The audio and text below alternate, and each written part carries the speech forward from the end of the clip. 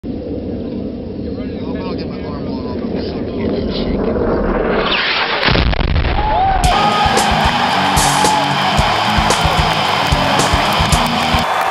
good, folks? Back again. Sorry for the little hiatus away.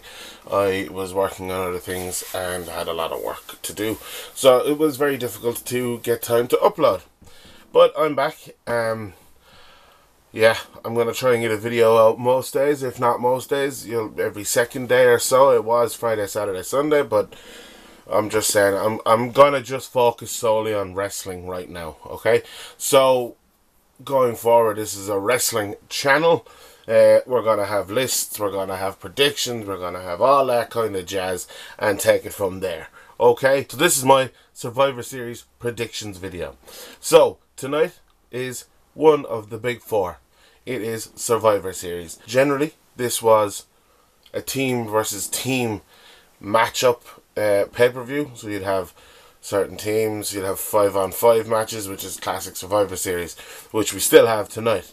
But because it's Raw and SmackDown now and they're separated, it's going to be Raw versus SmackDown. And there is a classic 5-on-5 Survivor Series match. So what we're basically getting tonight is we're not getting titles being defended. We are getting the champions of both shows fighting each other. So let's start off. So the first match that I'm looking at here is Cesaro and Sheamus, or The Bar, versus the Usos. This is a good match, I think. Sheamus and Cesaro really have clicked well together.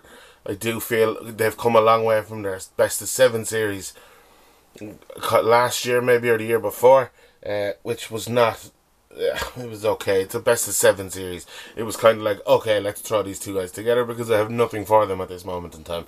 Let's throw them together and give them a best of 7. So, the Usos, since turning heel, have lit up the SmackDown Tag Team division, which is fantastic. The Usos as a heel group are amazing. I love the Usos, so they're doing well. They were good guys. They were baby faces there a while back, but it was just stagnant and kind of dying. So now they've turned heel. They turned heel a while ago, but it's so good. Like, they really have lit up their tag team division on SmackDown. So we have the SmackDown champs and the Raw champs. Who's going to get it? My opinion tonight, my prediction, I want to say the Usos.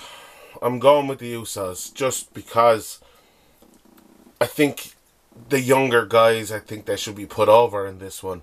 That's my opinion on it. You don't like it? I don't give a fuck. So that's my one on that one. Next match will be Baron Corbin versus The Miz.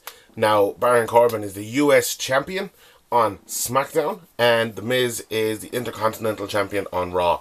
The Miz has been one of the best performers of 2017 and late 2016. His heel work on the mic, off the mic, everything fantastic. He's really come a long way from where he was a couple of years back. So the guy is really coming on leaps and bounds. Probably one of the best heels in the business today. Definitely one of the best heels in WWE. 100%, without a shadow of a doubt. Baron Corbin, yeah, he's Baron Corbin. He hasn't really got off the mark for me. Not really a huge fan of his. The Lone Wolf thing, I'm just not a big fan. I'm not getting it. Not extremely excited to watch him wrestle. So, you know. Now, in fairness, against The Miz, this showcase against The Miz, they have had a lot of Twitter beef. As we know, Twitter beef is really good, because it's another way of delving into it deeper. Look at the Chris Jericho and Kenny Omega situation in Japan. They kind of hooked everybody in, and everybody was like, oh my god, it's Twitter beef, whatever. But it ended up being a real thing. So the Twitter beef that these guys are having is good. Now, don't get me wrong. We know their stuff has been told from other people what to tweet and stuff like that. But whatever. It's still really good. I, for one, not super excited for this. If Baron Corbin wins, I think it will do him great for beating someone like The Miz, but I don't think he's going to win. I think The Miz has got this one. I suppose rightly so for The Miz. He's worked hard for what he's got, and he's finally, you know, he's become popular in the eyes of everybody as the heel, and everybody's just a massive, like a lot of people are a massive fan of him now. It's kind of paying off for him. So yeah, well, I think The Miz has this one. The next match is the classic 5-on-5 Survivor Series match, women's edition. So on the SmackDown team, sorry, I just got to look at it because there's a lot of people on it. So on the SmackDown team, we have Tamina, Carmella, Becky, Naomi, and also, just announced on Twitter again, is Natalya. Natalya, of course, losing the title to Charlotte Flair on SmackDown last week. So she was announced on Twitter as the last competitor in the SmackDown side of things. On the Raw side of things, we have Bayley, Nia Jax, Asuka, Sasha, and Alicia Fox. Yeah, okay. Yeah, I'm kind of torn with this one because all the women in it, well, most of the women in it are really good workers, okay? And are really good, and the whole women's division thing is taking off, it's blowing up. All these women are kind of showing you that women wrestlers nowadays aren't just these chicks that are going to be in bikinis and get stuff thrown on them. These women can go. These women can go. These women can wrestle, and they are very good at it. First of all, the whole Natalya thing on Twitter, not a fan. I don't like that. Like, they did the same thing with John Cena. John Cena was announced on Twitter. So basically, Natalya's just chucked in here, and it's kind of like, okay, well, we need someone for it, so you'll do. There was no real build-up to have Natalya in the match. Now, I understand that you couldn't really do that with the fact of her losing to Charlotte Flair. She was the champion, and now she lost to Charlotte Flair, so we just kind of chucked her in there. She's not really invested in the storyline that we have with the women, so that's one thing I'm not a fan of. Second thing I'm not a fan of is Alicia Fox being the Raw Women's Captain. Alicia Fox, for me, hasn't done a whole heck of a lot recently. Over the last couple of years, hasn't really done a whole lot. Not the biggest fan, because I don't feel she does much that for me to be a fan of her, you know.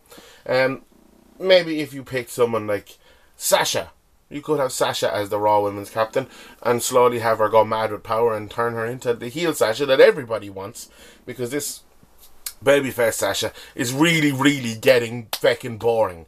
Okay, it's getting super fucking boring. We need her back to heel, okay? Because she is a fucking tremendous heel. Look at her. Look at any matches of hers in NXT when she was a heel. She is crazy good. So, you know, with the Natalya thing, I feel they should have left the place open and possibly brought back Paige, because I know Paige is ready to go. She was supposed to come out on Raw 2 weeks ago or something like that, but something happened. I believe it was due to backstage stuff where she was taking pictures and la-di-da-di-da. I don't know if that's true or not, but they should have possibly left it open and have a comeback as the 5th member of the SmackDown team, which would have been awesome, rather than just chucking Natalya in there and leaving it at that. So, you know, the real dark horse in this whole match, I feel, is Asuka. Okay, because Asuka now has come up from NXT as the longest reigning, as the women's champion, undefeated women's champion, right? 500 and something odd days. She really is the dark horse in this whole situation. Now, what are they going to do with Asuka? I don't know. Are they going to have her lose? Does it count if she loses on the Raw team as her loss in her undefeated streak? I don't know. So far on the main roster, she's been wrestling jobbers, right? And that's good, because it makes her seem like this bad, like look what it did with Braun Strowman. You know, it makes her seem like this badass bitch that is super hard to beat, and la-di-da, really builds her confidence up and the crowd get behind her. Now, I hope they continue to do this, and I hope she turns into this absolute monster of a woman that she can be, because she can go. Like, she can go.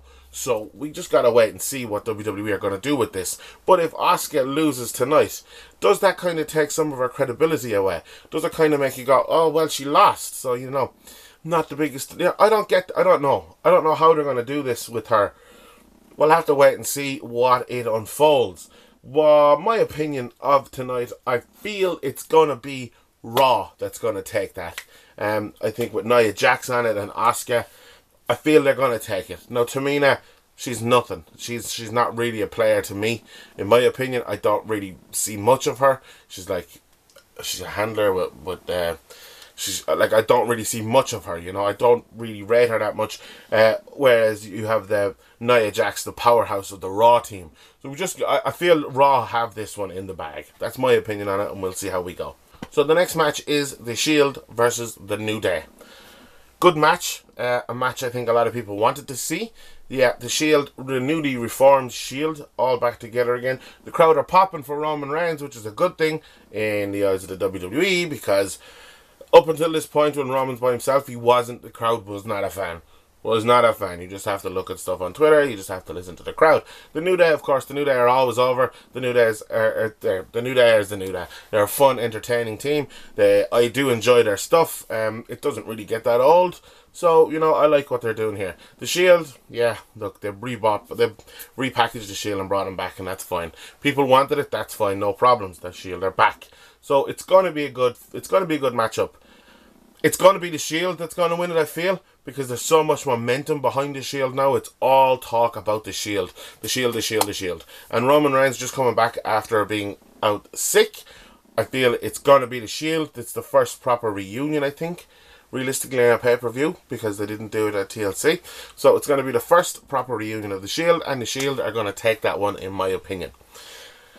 Next match up is the women's match, the champion versus champion match. So we have Alexa Bliss, the Raw champion, right? She's rocking out. She's been awesome. Alexa Bliss as the Raw champion has been good. I am a fan of her stuff. She is tiny. God damn, that woman is small. She is so small. But holy crap, can she go? She's a fighter. She is a firecracker, as they say.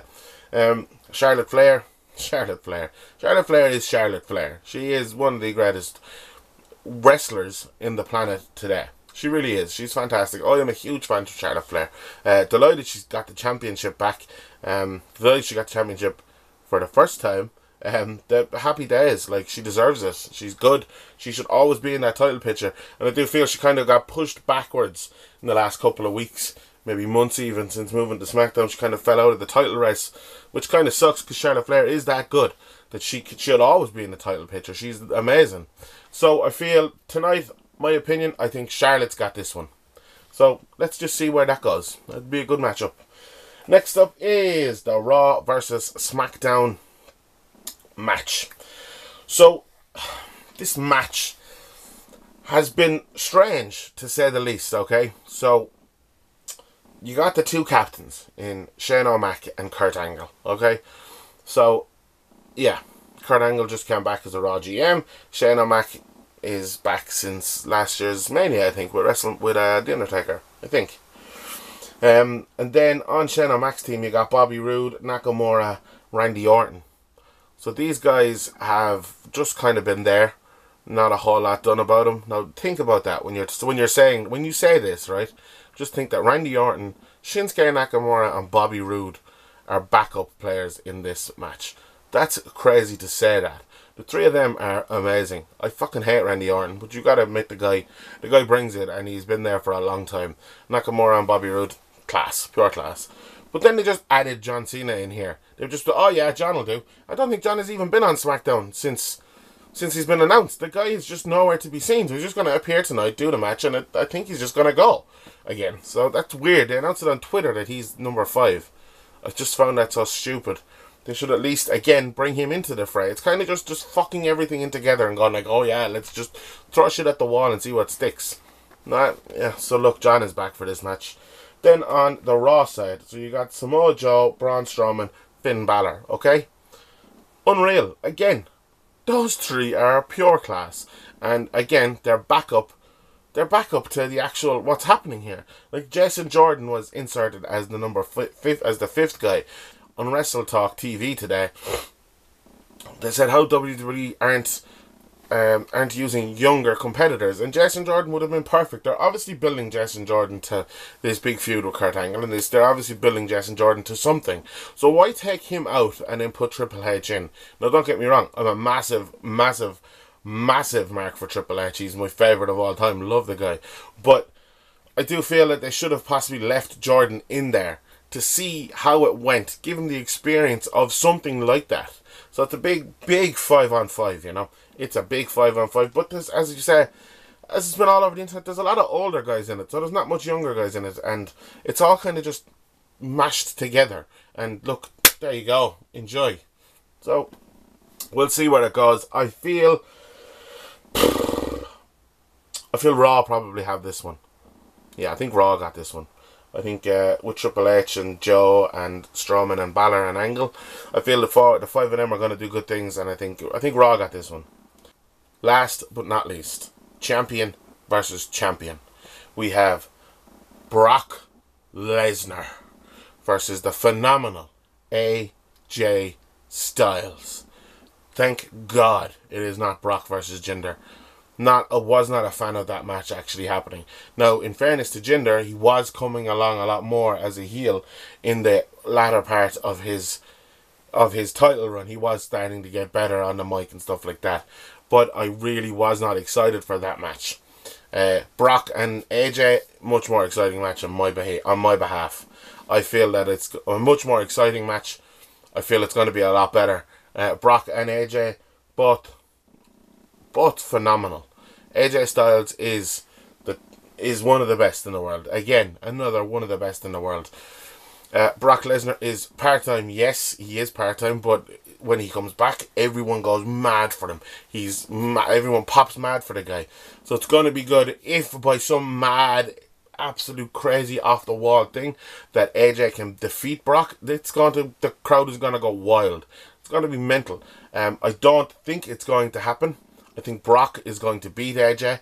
I don't think they're going to let AJ beat Brock. I think Brock is holding the title. Obviously, it's not for the title. Sorry. But I think they're going to keep Brock strong. And Brock is not losing that title until Mania. And then I think the plan was for Roman Reigns to take it. I don't know. Wait and see.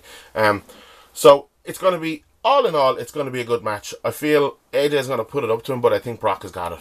In closing, Survivor Series does generally look like it's going to be an awesome pay-per-view. Okay, all the matches are stacked. There's absolutely unbelievable competitors in it. So I think it's going to be a good pay-per-view. We're just going to have to wait and see where everything goes. We're just going to have to wait and see how the matches play out. But I do feel it had the potential to be an absolutely great pay-per-view. So we'll wait and see how we go. And yeah, let's just hope it's not muck. Yeah, let's hope it's not muck. So I'm going to leave it there. I have been Jay. You have been a camera. And I will talk to you in the next video.